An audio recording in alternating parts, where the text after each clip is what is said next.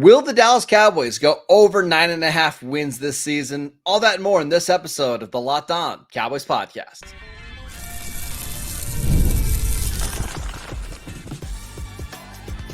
You are Locked On Cowboys, your daily Dallas Cowboys podcast. Part of the Locked On Podcast Network, your team every day. Welcome back to the Locked On Cowboys podcast, part of the Locked On Podcast Network, your team every day. We'd like to thank you for making us your first listen of the day. Today's episode is brought to you by PrizePicks, the easiest and most exciting way to play daily fantasy sports. Go to prizepicks.com/LockedOnNFL and use promo code LockedOnNFL to win $50 instantly when you play $5. You don't even need to win to receive the $50 bonus. PrizePicks, run your game. I am your host, Marcus Mosher. You can follow me on Twitter at Marcus_Mosher.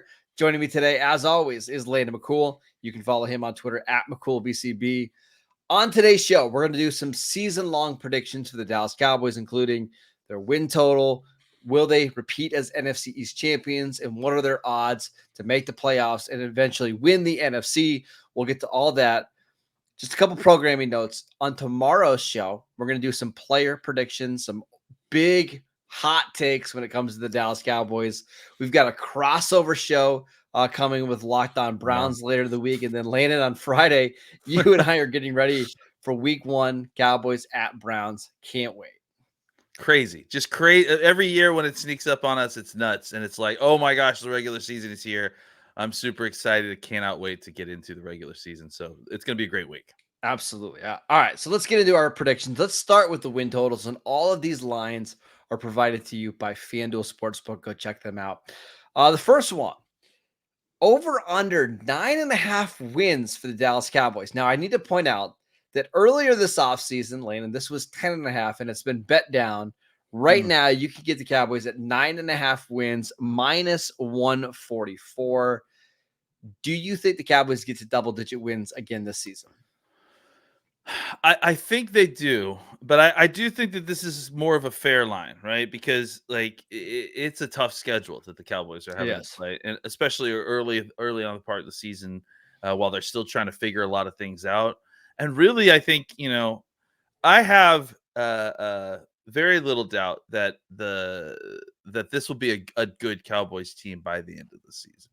What I have concerns about is how well they're going to navigate the early part of this, that early stretch, as they're getting their offensive line kind of up to speed, as they're getting the younger players where up to the level that they need them. How are they going to survive that kind of early brutal stretch? And just to kind of remind everyone, it's Cleveland first. Obviously, New Orleans is not so much of a juggernaut, but it's still not going to be an easy game. Noon kickoff, which is interesting. This is not fun. Yeah, Baltimore, and then the Giants, and then Pittsburgh and Detroit. So you've got 3 games in there that are going to be tough physical contests, including one in Pittsburgh, which will be a tough game. So this is all a long way of saying that if they can survive that early stretch, I really feel confident that they are going to be able to get to 10 games. There's obviously tougher games at the end of the season too, but I do think that as they kind of roll along, they'll be a better football team, and they'll be a lot more prepared for that kind of tougher later season challenge. So I'm going to take the over, but I think it's going to be very hinging on how well they play that early part of the schedule. Yeah. They have a really tough early season schedule, and the middle of the schedule is brutal. I mean, let's start with that Steeler game, right? In Pittsburgh, Sunday Night Football, Mike Tomlin has a really good record in primetime games at home. That's going to be a tough one. Then they play the Lions the following week, and then they have a bye. Then it's at San Fran, and then it's at Atlanta, home Philly, home Houston. Like, that's a really tough middle of the schedule. But what I keep coming back to, Landon, is if they can be at 500 or a game or two above 500 by the time that we get to the week before Thanksgiving, right? Mm-hmm. They'll be in good shape, because here is their schedule going into, let's say, like the holiday weekend. It's at Washington, home Giants, home Bengals, at Panthers, home Bucks, at Philly, which is a tough game, and then they finish up at home against the Commanders. I think they can win every one of those games. And in fact, I won't be surprised if they're favored in every single one of those games, maybe outside of the Philly game. That's a pretty easy stretch. And when you look at that schedule, like of those final 7 games, only one is projected to be a bad weather game, and that's in Philly on December 29th. You just have to survive the first 2 months of the season. Yeah, it's really going to be about how quickly and how well they can kind of turn this thing up early, right? And then how quickly can they level up, right? Because I think it's clear that they're going to be kind of a young, inexperienced team early in the season. But if they're able to kind of gain from that experience and then add it on to their armor a little bit, they're going to be a better football team by the time that brutal stretch comes up. And you're hoping that they're going to be a good enough team to kind of survive what's going to be some very physical tests and some, like you mentioned, maybe not a ton of bad weather later on in the season. No. You're still going to need to be playing a physical brand of football to be winning those games a little bit later on in the year. I agree with you. I don't see them winning 12 games like they've done in each of the last 3 years. Like, I think if they do that this year, I think it would be the most impressive out of the 4 seasons, maybe outside of 2022 when Dak got hurt, because that was really impressive. But I think I keep coming back to like 10 wins. I think 10 wins is right about where they'll probably end up, give or take a win in either direction, right? So over 9.5, I think it's a fair line, and I think they probably go a half game over that. Yeah, I think that's fair too. The question now becomes, is 10 wins enough to win the NFC East? That's where things are going to be really interesting. So not only is it enough to win the NFC East, but is it enough to get you back into the playoffs? I would assume with 7 playoff teams, the answer is yes. However, we've seen over the last couple of years that there have been 10-win teams that have got shut out of the playoffs. So it's going to depend a lot on the tiebreakers and if the Cowboys win their division. Will the Cowboys win the NFC East? Let's debate that next. This episode is brought to you by Gametime.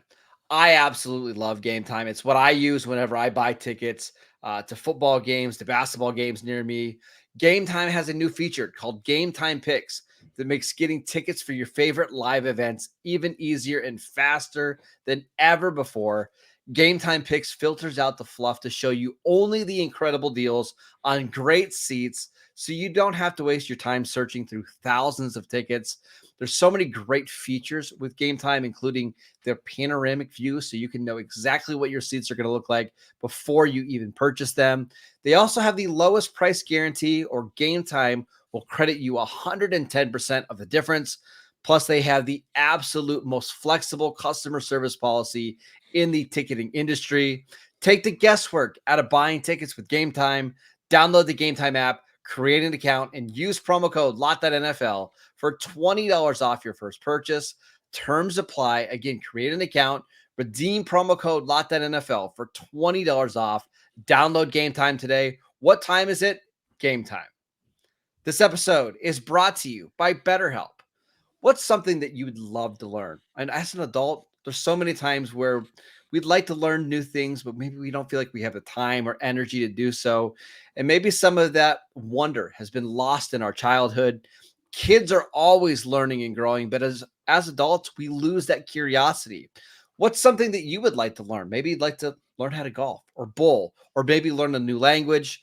Therapy can help you reconnect with your sense of wonder, because your back to school era can come at any age. If you're thinking of starting therapy, give BetterHelp a try. It's done entirely online. It's designed to be convenient, flexible, and suited to your schedule. Just fill out a brief questionnaire to get matched with a licensed therapist, and you can switch therapists at any time for any reason at no additional charge. Rediscover your curiosity with BetterHelp. Visit BetterHelp.com/lockedon today to get 10% off your first month. That is BetterHelp, HELP.com/lockedon. Welcome back to the Locked On Cowboys podcast. We want to let you know about the new Locked On NFL show. Locked On NFL now has 2 shows for you every single day. First, the Badman Tyler Rowland kicks you off the morning with a double shot of NFL espresso. Then stop by the barbershop with Tony Wigginson for real NFL talk. Add in the Locked On local experts, and you get unprecedented NFL insight, hot opinions, detailed film breakdowns, all in 30 minutes. It's the new Locked On NFL, and it's twice a day. Make the madman Tyler Rowland and barber Tony Wiggins your second listen at the new Locked On NFL show on YouTube or wherever you get your podcast. All right, Lane, let's talk about first the Cowboys to make the playoffs. They are minus 205 to make the playoffs. They've made the playoffs in each of the last 3 seasons. They missed it in 2020 in Mike McCarthy's first year. Do you believe the Cowboys get back to the playoffs this season? Yeah, I think they do. It's still kind of a relatively weak NFC. There are some teams that are starting to kind of come around a little bit, but it still seems to be similarly the same group, just kind of shifting the power a little bit. And I think that the Cowboys, even if they aren't able to win the NFC East, which we'll see how that plays out. I think that they will be able to secure one of those wild card spots just based on what we've talked about with their record. And this is a good team. We spend a lot of time kind of hemming and hawing and hedging and talking about the Cowboys, but this is still a very good team. There's a reason that we are holding them to the standard that we are, because they've assembled a good roster. They have a good quarterback. They have one of the best wide receivers in football. They've got a good pass rush. There are things about this team that we kind of take for granted a lot as we talk about them, in depth every single day. But this is a good enough team to make the playoffs, a good enough team to win get double digit, to expect to do those things. So I definitely anticipate the Cowboys, getting the 10 wins and then that being enough to get into the playoffs. Well, let's do it this way. I think there's only a handful of teams in the NFC that are considered locks to make it. Like San Francisco, who I think they're going to win their division, right? Let's call the Lions the favorites in the NFC North, which they are, right? Let's call the Packers one of the wild card teams. Maybe the Packers win the division and the Lions are the wild card team. And then in the South, obviously, you're going to have a winner. I think it's going to be the Falcons. It could be the Bucs, who have done it, I think, in each of the last 3 years. But still, that's only 4 teams, right? And 7 teams make the playoffs. You're going to have a winner out of the NFC. So it's not Dallas. That's Philadelphia. Still 2 more. And if the contenders are like the Rams, the Bears, the Seahawks, the Cardinals, I just like Dallas more than the rest of those teams. And I could very easily see the Cowboys and Rams maybe being teams 6 and 7, and that's your NFC playoff picture. Yeah, for sure. And look, I mean, teams are going to take steps back. There's going to be injuries. There's going to be the oblong ball bounces a weird way. So one of those teams isn't going to make the playoffs, and maybe it's Dallas, but I think there's other teams in that list that are a little bit more vulnerable than Dallas. Yeah, I mean, look, even among the contenders, I mean, look, as bad as an offseason as it feels like the Cowboys have had, through different stuff. I mean, they ended up signing CeeDee Lamb. They're going to have Dak Prescott. The 49ers have had an even worse offseason. Yeah. So anything can happen. I mean, they still don't have Trent Williams. So anything can happen with these guys. So one of these teams could have a bad injury or just get off on the wrong foot and lose a bunch of games in a row.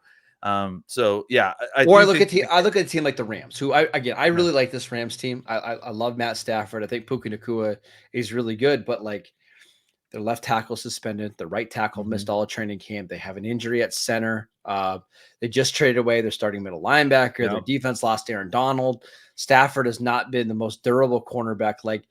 And he's a year older, You're right. And maybe this Rams team stays healthy, but I feel like, man, that's a little bit of a house of cards with how many injuries they've already had on their offensive line, plus a quarterback that's getting up there in age.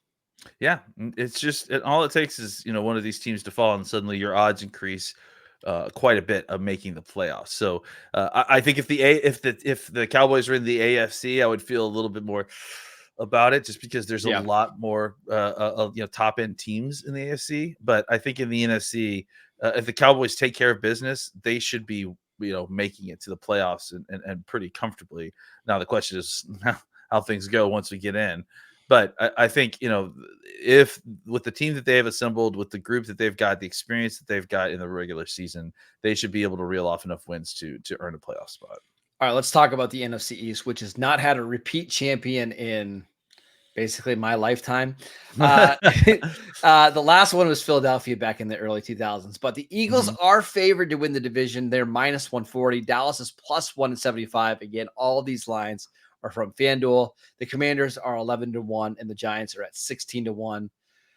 Before we talk about Dallas versus Philadelphia, I would assume that you would agree this is probably a two-team division race.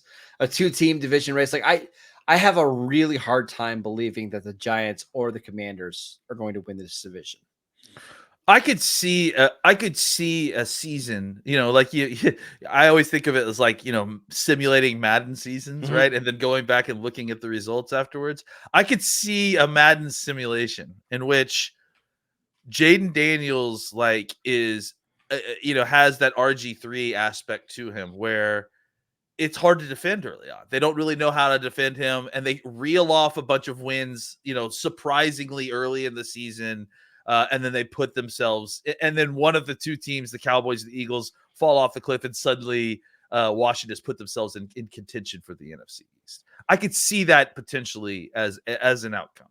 I don't anticipate that happening. No. Yes, I think that the vast majority likelihood is that it's going to be one of these two teams that's at the top of the NFC East, and the way that the odds have played in the last 20 years. It's not likely to be the Cowboys again because no one has been able to repeat in 20 plus years. So we'll see.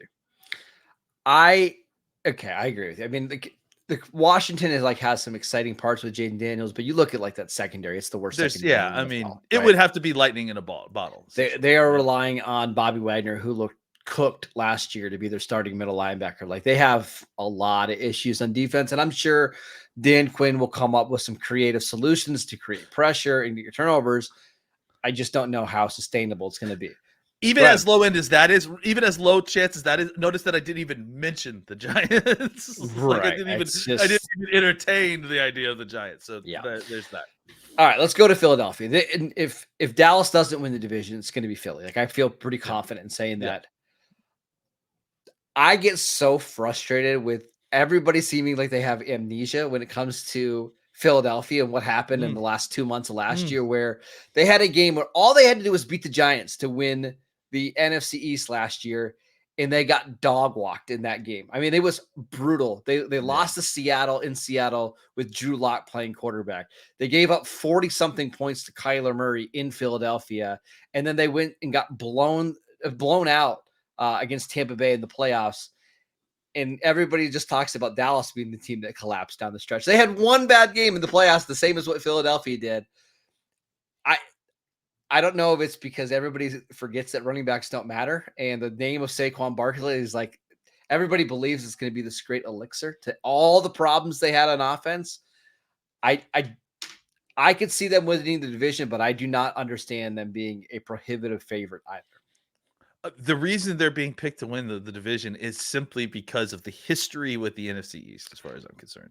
This is not like, I don't think they've done anything in the offseason to earn any kind of reliability or trust. I mean, look, you can say what you want about the Cowboys, but they didn't collapse the way that the Eagles did No, they had a terrible playoff game. Dallas had an awful playoff game. There's nothing going around it, but Philly had an entire collapse the whole last half of the season. Yes. And beyond that too, the things that caused the collapse, they didn't get addressed. It's still, it's still Sirianni and still having a fundamental disagreement about how Jalen Hurts should be running the offense. And what did they do? They went out and got a guy who's probably going to make the situation worse, right? I like Kellen Moore, but I have a feeling that he is going to want to do a lot more of the things that Jalen Hurts wants to do that aren't the best for what Jalen Hurts should be doing to win the game. Jalen Hurts wants to be a pocket passer. He wants to stay in the pocket and throw the football, but that's not what makes Jalen Hurts special. And I just think that there is still a lot of mismatched parts in the Eagles offense and defense, and adding in an offensive coordinator who's probably going to further wedge the quarterback and the head coach, and adding in a defensive coordinator who, left his previous job in such a state that the smoldering, smoke from the defensive locker room is only being drowned out by the people that were in it screaming about how much they hated their previous defensive coordinator.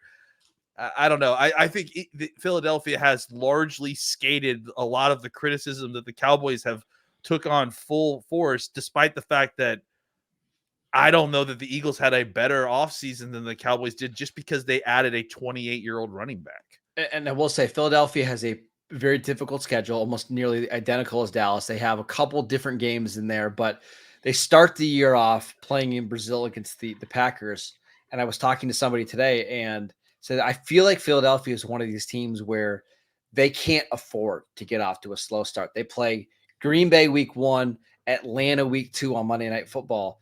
If they start out the season 0-2, like the whispers aren't going to be whispers anymore about this team, right? I feel like of all the teams in the NFC, they could be the house of cards team a little bit where things fall quickly. Maybe that's the same with the Cowboys because of Dak Prescott's contract, Mike McCarthy being a lame duck coach and all that kind of stuff. But I guess I have, after the way that Philadelphia was unable to bounce back in any shape or form from November on last year, I guess I have more concerns about them that way.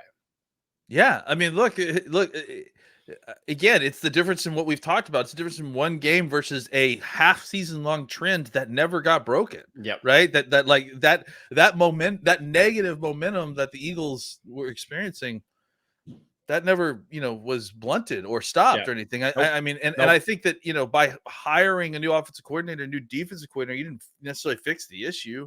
I mean, I think you fix part of the issue, you fix part of the problem, you think, but yeah, I have a hard time believing that all the issues that were clearly evident and stuff with the relationship between the head coach and the quarterback, all that doesn't get quickly solved by adding a few players and changing out your coordinators. So it'll be interesting to see exactly how that gets solved. Are you picking Dallas to win the division again? No, I'm not. I can't. Like, and literally, again, the only reason I'm not is because I've just made a commitment to myself that I'm not going to pick a previous NFC East champion until a repeat NFC East champion presents themselves. But literally, that's the only reason, because if all things, if we erase the historical record of who won the NFC East champion, I would take the Cowboys in this situation. Okay. All right. Let's talk about whether or not the Cowboys can finally win the NFC this year. We will get to that next. This episode is brought to you by PrizePicks. PrizePicks is America's #1 daily fantasy sports app with over 5 million active members. PrizePicks is the easiest and most exciting way to play daily fantasy sports. Unlike on other apps, PrizePicks is just you against the numbers. All you have to do is pick more or less than on 2 to 6 player stat projections and watch the winnings roll in. You can win up to 100 times your money on PrizePicks with as little as 4 correct picks. PrizePicks is the best way to get in on the action in most states, including California, Texas, and Georgia. Download the PrizePicks app today and use promo code LOCKEDONNFL and get $50 instantly when you play $5. That is promo code LOCKEDONNFL on PrizePicks to get $50 instantly when you play $5. You don't even need to win to receive the $50 bonus. It's guaranteed. PrizePicks, run your game. Welcome back to the Locked On Cowboys podcast. Again, every day, we're going to continue with our bold predictions on Tuesday's show, so make sure you tune in for that.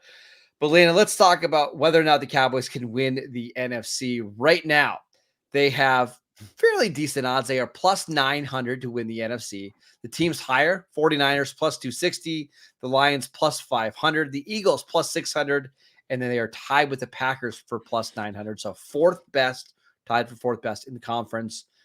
Do you like those odds? Yeah, I mean, I think they seem fair. I think, with considering all the things that happened at the end of last year and the way that the 49ers ended up, I tend to think that I think the 49ers are going to have a bigger Super Bowl hangover than people are anticipating at this point. I just think the Ayuk stuff going the way it did. I mean, obviously it ended up getting done. Trent Williams situation, as we mentioned earlier, still not being resolved. I just feel like the Super Bowl hangovers are a very real thing. You saw it with the Eagles. You've seen it with the 49ers now already. The 49ers have been through it once already. So, I think that, the Packers, they're obviously a younger team that's obviously had a great success against the Cowboys, but they're not going to be sneaking up on anybody anymore, and they're going to start getting people's best shots a lot more.